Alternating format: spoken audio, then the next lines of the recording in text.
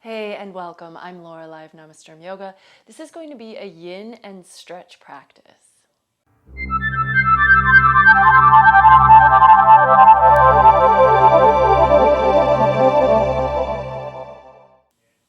So although this will be a yin yoga practice, it's not going to be strictly yin. I'm going to throw in a few additional stretches and some movements that are designed to feel good.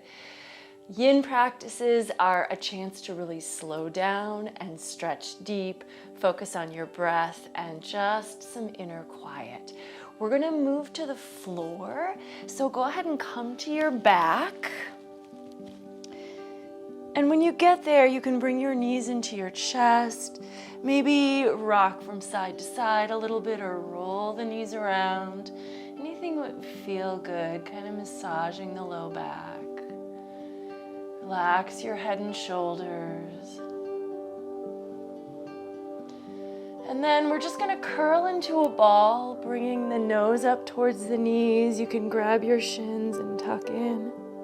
And then on an inhale, reach the legs to the ceiling and the arms overhead as your shoulders come back to the ground.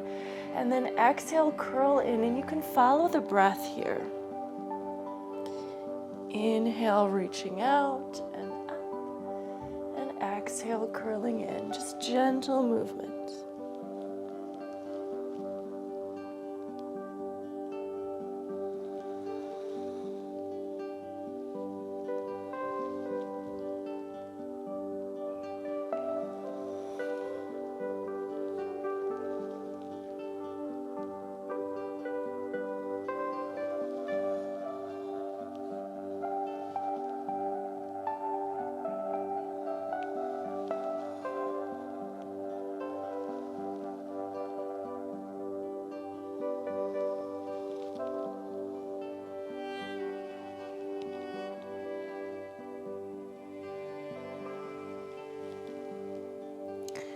And then bring your feet to the floor. We're gonna just take a little bit of almost like a bridge practice, but we're really just gonna lift the hips and slowly let the spine roll up off of the floor. And then return the spine to the floor again, trying to do one vertebra at a time, hips down last. You can follow the breath here. Inhale to rise up. Exhale to roll down. And then if you want to add in arms, inhale, reach the arms up. And exhale, let the arms come back to your sides as the spine lowers down.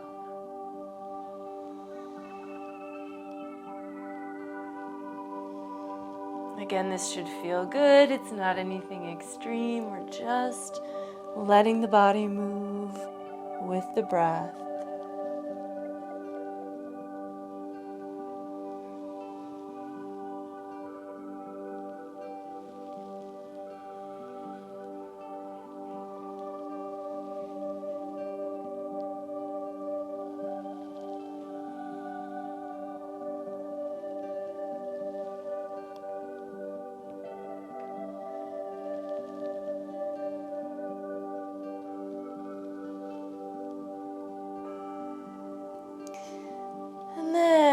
Bringing both the knees into the chest, we're going to do a supine twist.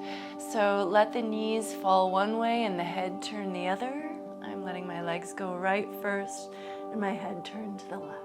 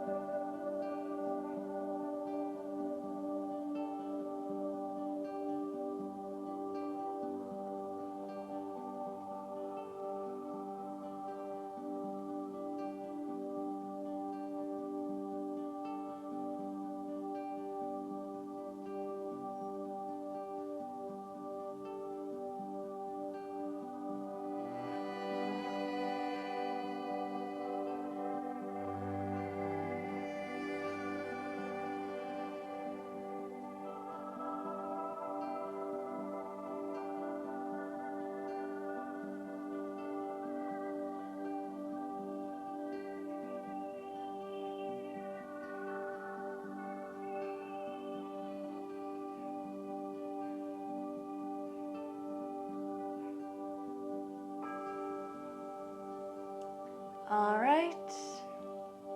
So then going the other way, we're doing about 2 minutes each side. With the Yin practice, these deep stretching poses are held for a little longer. So just let yourself let go and notice the changes that happen with the progression of time.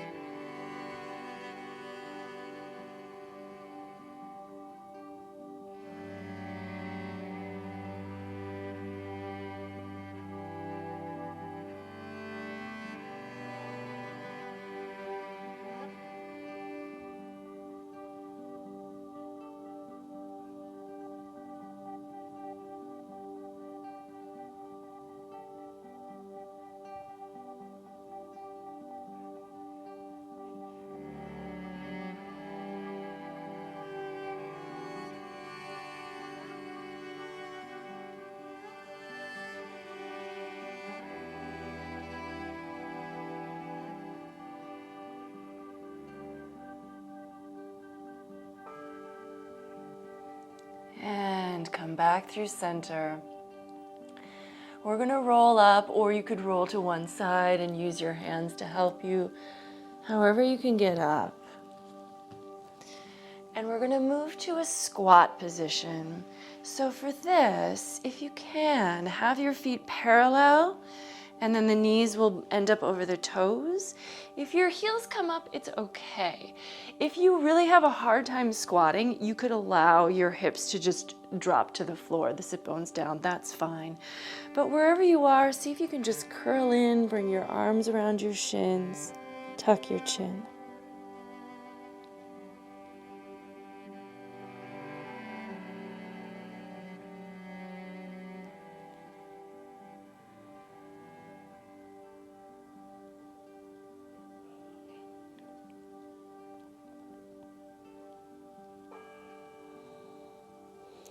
And then we're going to come to sitting for just a couple of minutes here.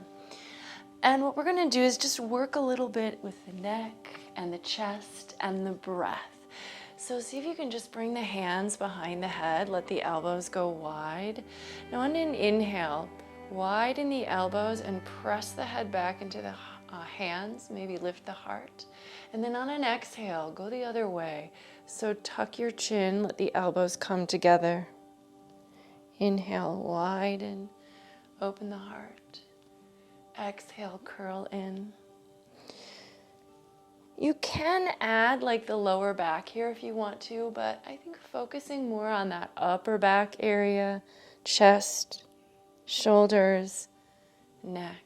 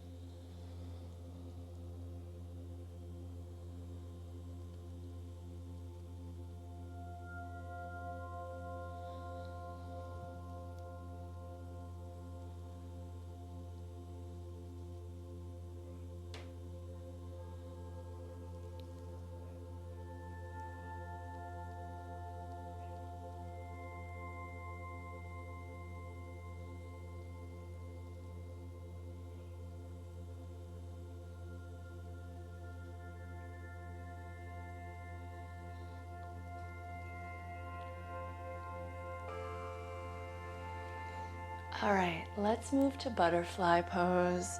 This is similar to a Baddha Konasana, so the feet come together, the heels tuck in and the knees go wide. And then we just let ourselves fold. So with yin, we don't want to try to pull ourselves deeper or push our knees down or anything like that. We're really just letting gravity do all the work here. So just lean in. And this is why these poses are held for longer, because it really just takes time. There's no rush about it. There's no pushing, pulling, or effort.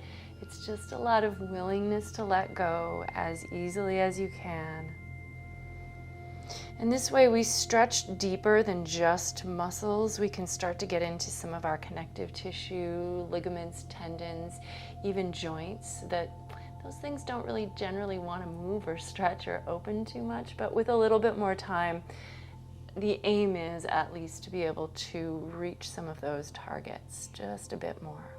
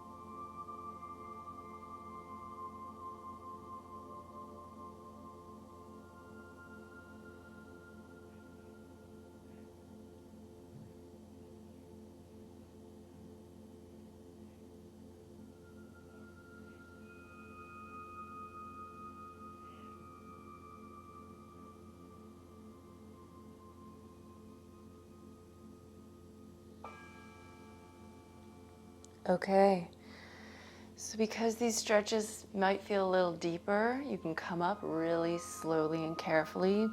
And then we're going to move to our stomachs for Sphinx pose.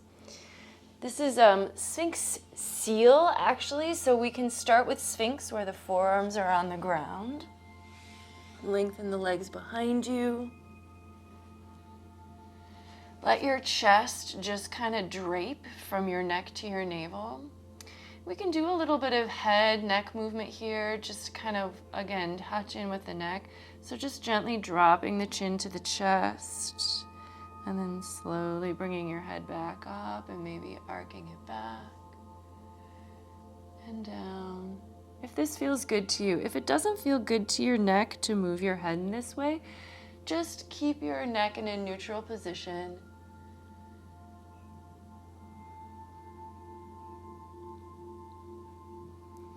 And then coming up, maybe you can stay with that, or you maybe just turn your head to one side and to the other.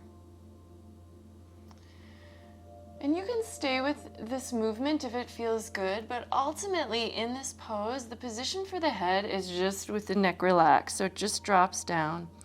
Now, if you want to move towards seal, root your hands down. And the arms do a little bit of work here, but we want to try to let the spine, the torso, the chest relax down. So we're just kind of propping our hands up with our mat, and then you can let the head hang. And this is seal with the arms straight. If you want to go deeper into more of a back bend, you just slide the hands a little bit closer to you so that your shoulders move up more.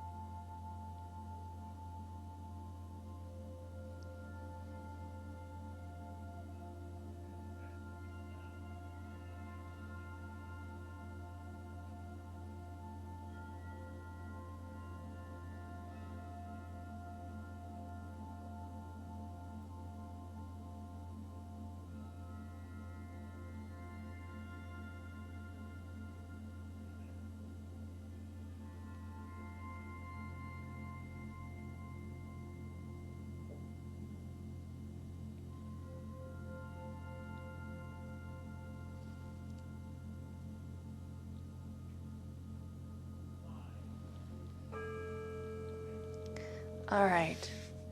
So bring yourself to your knees, and we're going to step the right foot forward for dragon pose. So really do try to bring that foot as close to the top of the mat as you can so that your knee is over your ankle.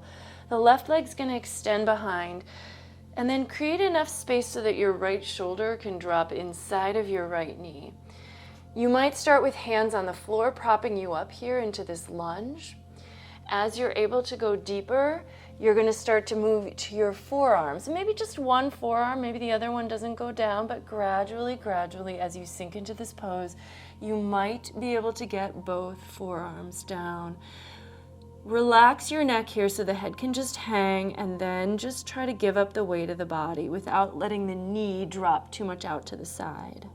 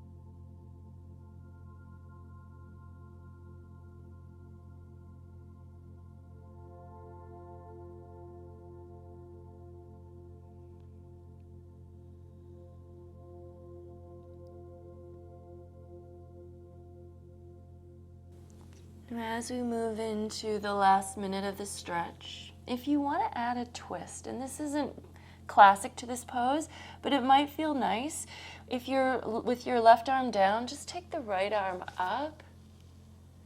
You can let your arm lean back if you like, if that feels good, or you could just put your hand on your knee if you want to. Just give yourself a really gentle twist. So try not to push or pull or force your way into it, but really if that arm's leaning back, if the weight of the arm is drawing you deeper into the twist.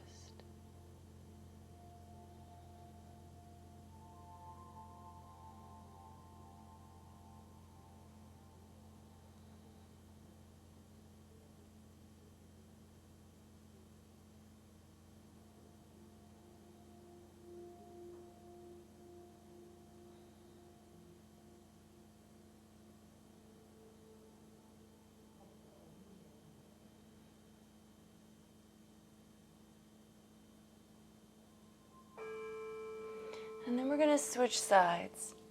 So use your hands to help you.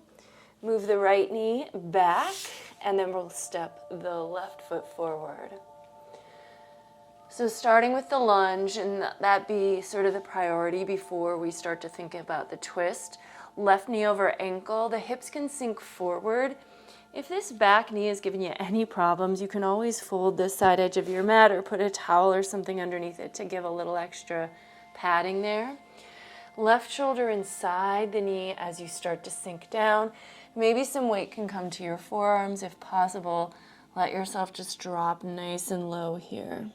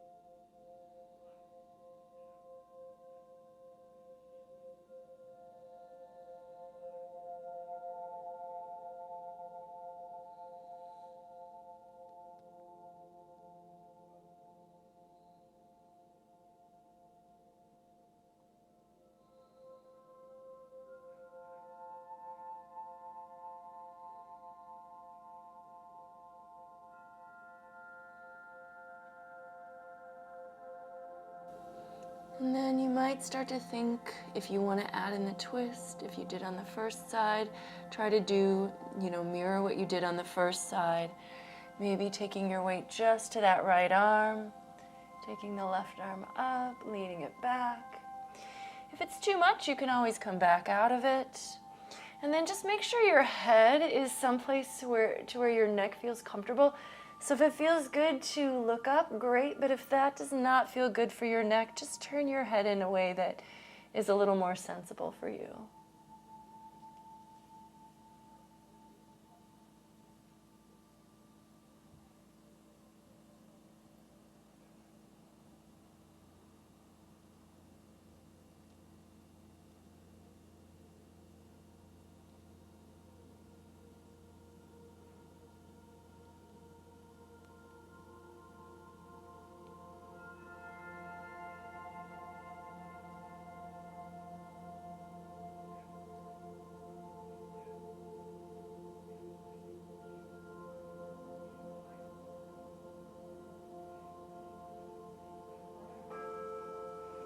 All right, and then hands to the floor.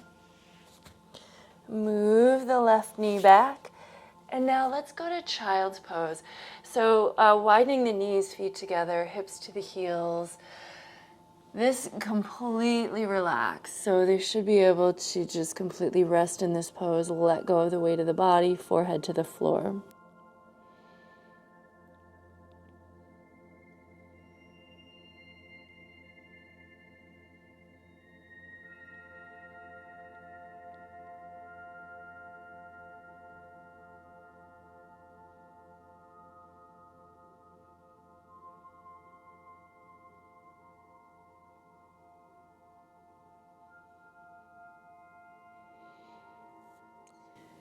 And then if you'd like, you could maybe crawl the body over to the right just to get a little stretch for the left side of the body, and then we'll switch sides in a moment.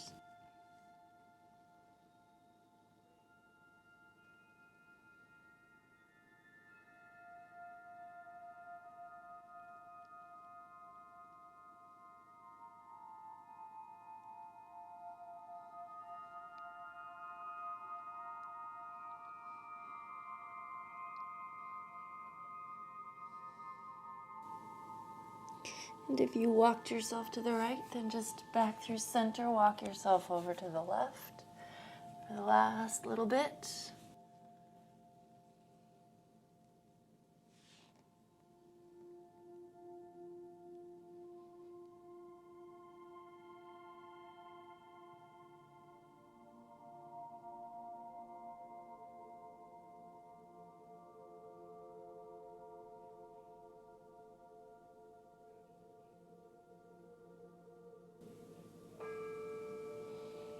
All right, come on up. Let's take the hands behind the back, interlace the fingers. We're gonna go into rabbit pose. So pull your shoulder blades onto your back. To get this set up, you wanna keep your hips on your heels as you start to bow forward, aiming your forehead to the mat in front of you. Once the forehead's down, then we're gonna roll to the top of the head, and as you do that, the hips come up off of the heels and stack over the knees, and then the arms can start to reach up and over. These are your little rabbit ears there, if you imagine. Breathe here. There is some weight going into the top of your head, but obviously we've still got weight on our legs, so not all of our weight is there. If it's too much pressure, though, you can back off and roll more towards your forehead.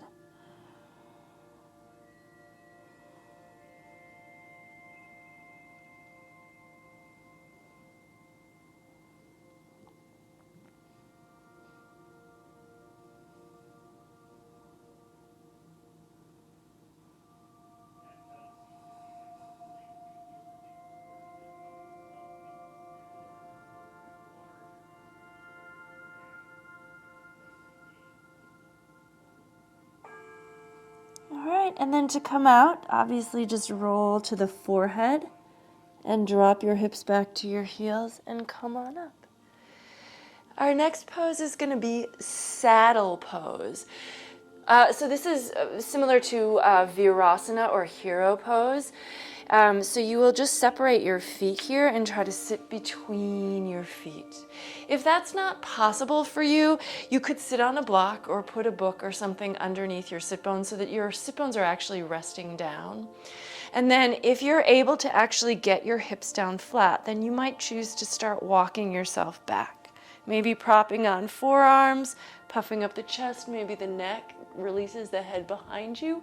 Or for some of you, if your hips are all the way flat, you might be able to come all the way down to your back and just let go here. Breathe.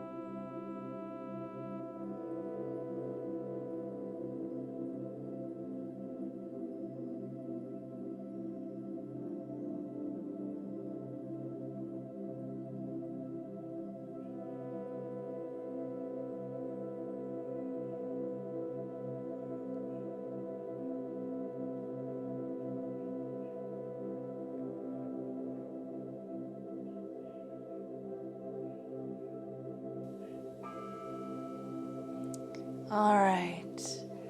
So carefully come up out of your stretch. We're going to do a little thread the needle twist. So staying on the knees, we're basically coming to child's pose, but we're going to slide the left arm under the right. See if you can let your left ear and shoulder come to the floor. And then to keep it real passive, you could just let the right arm extend in front of you. If you want, you could take the right arm up.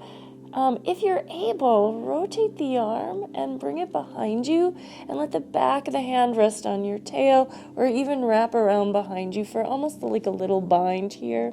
That can help to lift the shoulder a little bit more. But if that's too much, just let your right arm rest where it needs to.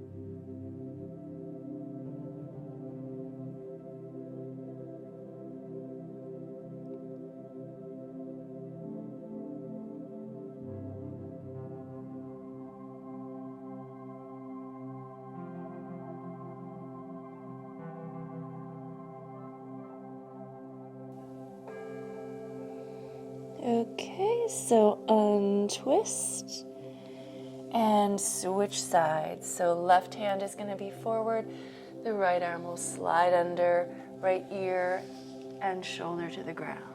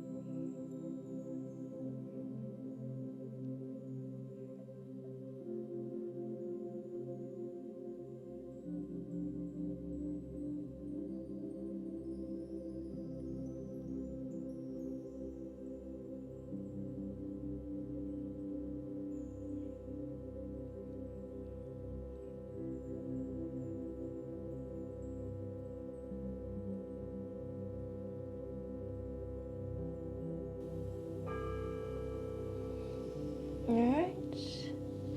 Bring yourself out of that twist. We're going to go to swan pose. So we're going to move our right knee forward with the shin across the mat. So this is like pigeon in more of a traditional hatha yoga class. So the knee is to the right side of your mat. So we don't want the knee right in the middle or in front of us, but more to the right so that your shin can cross the mat and the left foot is, or the right foot's to the left. Use your left toes then to walk back so that you're not on your knees so much as you're on the top of the back thigh. Avoid rocking your weight to your actual hip though, so if you need to prop yourself up with a block or something, you can do that. And then this is a swan, actually with the hands next to the feet or the hips, and you're propping yourself up a little bit.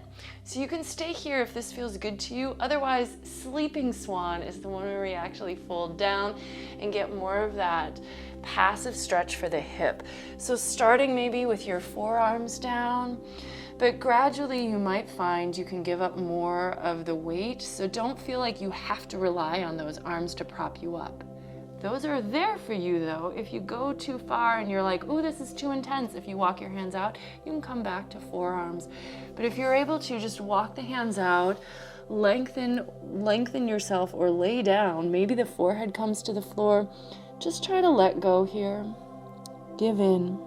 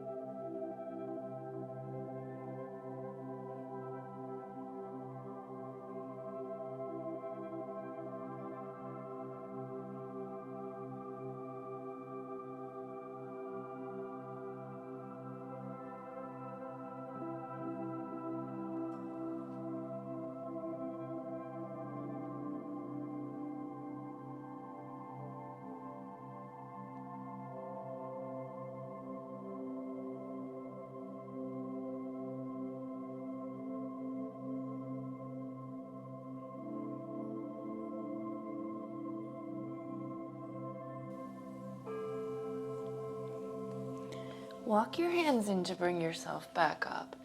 And this next stretch, this isn't traditional for a yin practice, but because we're in this position, I think it can be a really nice stretch to bring in. So we're just gonna stretch the quads. So bend your left knee behind you and find your foot. If you can't reach your foot, then really you can come back to just regular swan and let the hands press you upward a little bit more so you can get this stretch for the back leg just by bringing your left shoulder back. But if you're able to reach the foot, then you can move that heel towards the hip and give yourself a bit of a stretch. You might find that you can start to bring your right hand to your thigh to move or prop your body up a little higher so that you're coming more upright into this one. We'll take a couple more breaths here.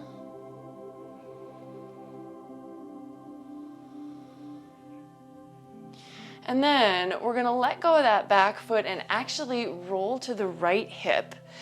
Move your left knee kind of up so that it's straight out from your left hip joint. Bring your right shin forward so that our knees are at 90-degree angles with both legs. And then take your left hand to your right knee and just a gentle twist over the shoulder. This is deer pose. Try to relax your left hip down.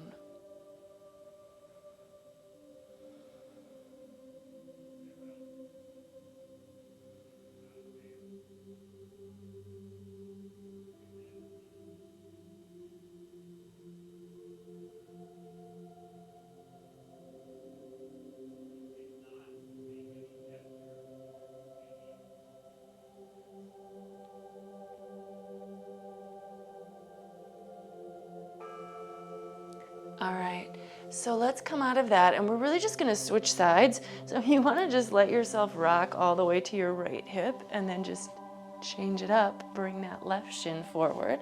Take the right leg back behind you.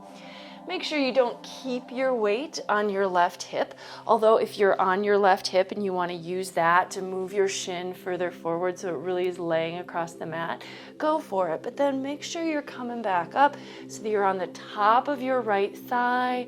The left hip, it might be close to the ground, but it shouldn't be taking weight. And then you could stay up if you like. So if you like sort of this more upright swan version, you can do that. It's maybe a little bit of a back bend almost because we can puff the heart forward.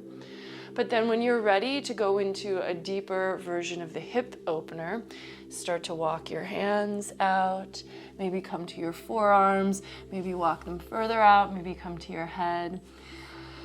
Get out of your way when it comes to allowing for the stretch to happen, but know that if it becomes too intense, you can support yourself. You can take your weight back onto your arms so that you're not hurting yourself in any way.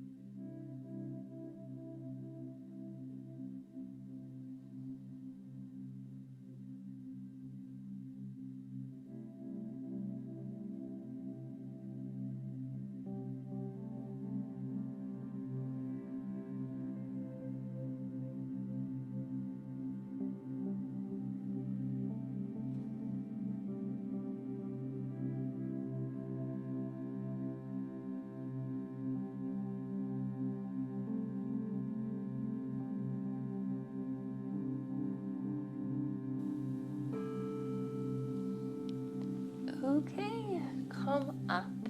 And we'll spend a little time working with that back leg if you can. Again, if you can't, grab the foot. You could just use your fingers to push your shoulders back a little bit. If you can bend the knee and reach the foot, start to move the heel towards the hip to any amount, any degree, and maybe prop yourself up with your left hand as well.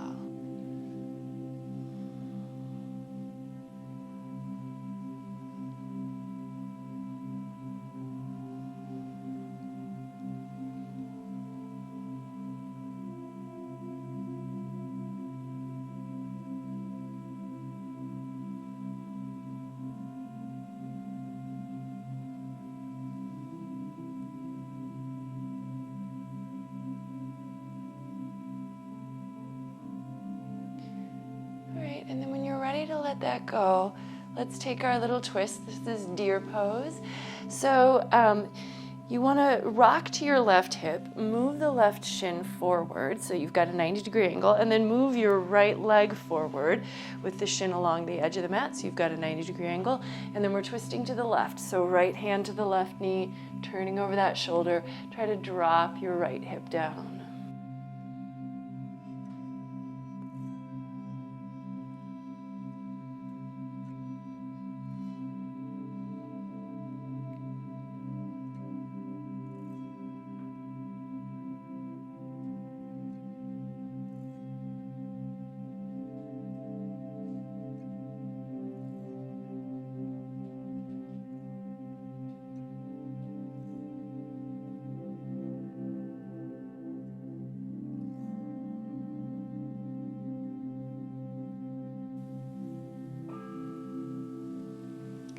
All right, so rolling out of that, we're gonna go right into a straddle. So that's actually a pretty straightforward transition for me, but find your way into a wide-legged position. This is also called dragonfly.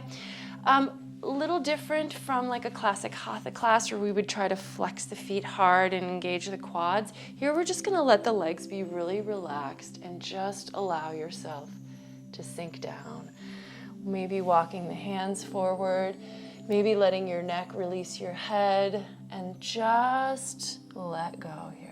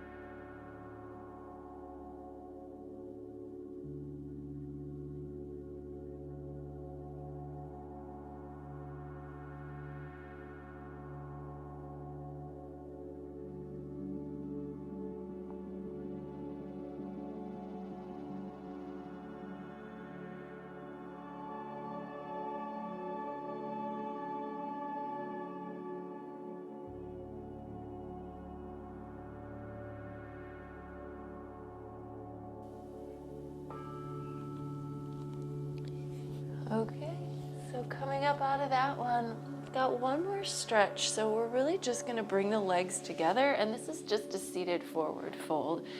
This is called caterpillar pose.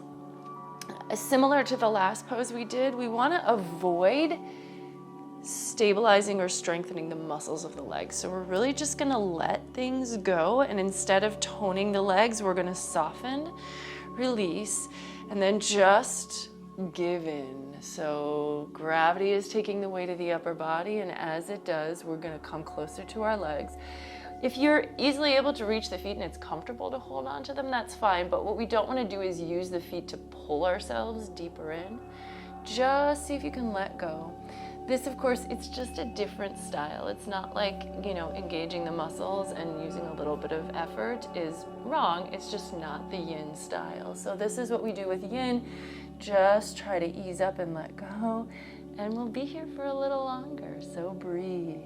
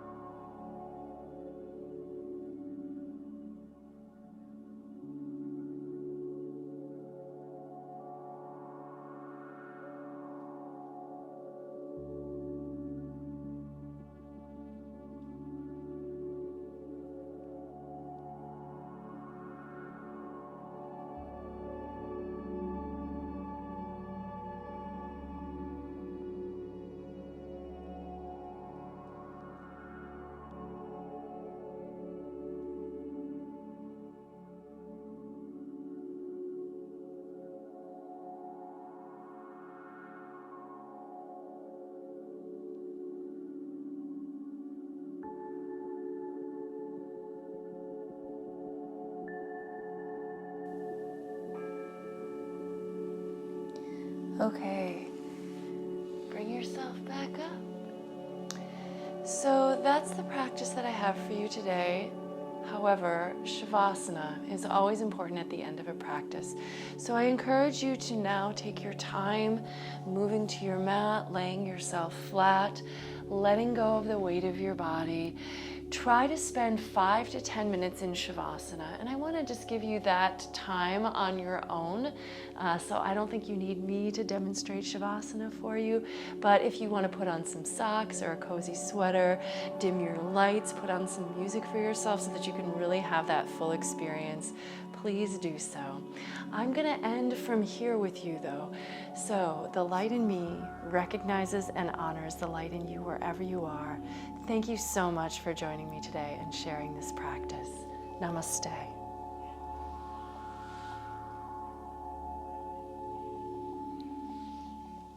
All right. Well, thanks again, and I hope you enjoyed this one. If you did, please give it a thumbs up.